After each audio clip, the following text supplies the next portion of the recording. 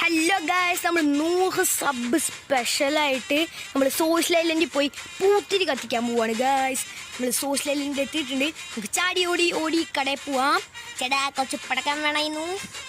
Okay, നമുക്ക് കുറച്ചധികം അങ്ങോട്ട് മേടിക്കാം ഗൈസ്.